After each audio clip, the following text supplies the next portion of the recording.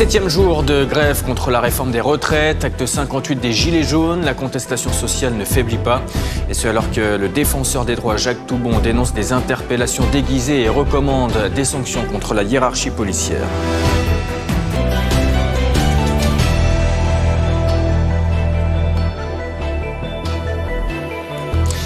Très bon samedi à toutes et à tous. Très heureux de vous retrouver sur RT France pour un nouveau point complet sur l'information.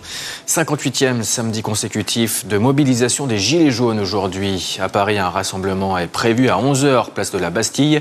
Un cortège doit défiler dans les rues de la capitale jusqu'à la porte de Clichy en passant par les grands boulevards. Une manifestation également prévue à Toulouse, Montpellier ou encore Bordeaux.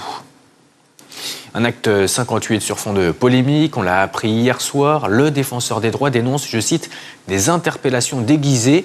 Jacques Toubon a recommandé le 10 décembre des sanctions contre la hiérarchie policière pour des actes qui remontent au 2 janvier. En cause notamment des contrôles d'identité qui avaient empêché des dizaines de gilets jaunes de manifester, dont Éric Drouet, l'une des figures du mouvement. Le commissaire divisionnaire A et sa hiérarchie ont donné l'ordre de faire transporter 43 personnes d'urgence et de procéder à des contrôles d'identité déportés, en dehors de toute procédure légalement prévue et sans que l'autorité judiciaire, garante des libertés individuelles, n'en soit informée. Outre Jacques Toubon, Reporters sans frontières a déposé plainte hier aux côtés de 13 journalistes. Motif, avoir délibérément été visés par les forces de l'ordre au cours de manifestations de Gilets jaunes. Ils assurent qu'ils étaient pourtant parfaitement identifiables en tant que journalistes. L'ONG dénombre 54 cas de ce type lors des 6 premiers mois du mouvement. Nous portons plainte aujourd'hui afin que ces violences soient sanctionnées et leurs auteurs condamnés.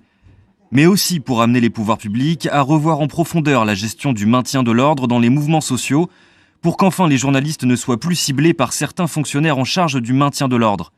David Poulain est président du syndicat des Gilets jaunes constructifs. Selon lui, les violences policières sont la faute du gouvernement. De toute manière, la police et les policiers, la plupart des policiers soutiennent les Gilets jaunes. On l'entend sur le terrain, mais ils ont des ordres et ils appliquent les ordres qui sont donnés parce qu'ils sont dans un conflit avec eux-mêmes en se disant si on n'intervient pas, tout le système va s'effondrer. Donc ils interviennent malgré certains qui eux sont pour la violence, mais la plupart des policiers sont contre la violence. En revanche, on voit bien qu'il y a une répression forte ordonnée par le gouvernement parce qu'il n'a pas d'autre solution. Diabolisation, mépris et répression. Et c'est regrettable parce que ça fait monter cette colère, cette tension, alors même que les policiers sont essoufflés et n'en peuvent plus sur le terrain. Eux, ce qu'ils veulent, c'est que tout revienne à la normale et puissent rentrer chez eux, comme nous d'ailleurs. Et c'est malheureusement la posture du gouvernement qui amène à cette tension-là.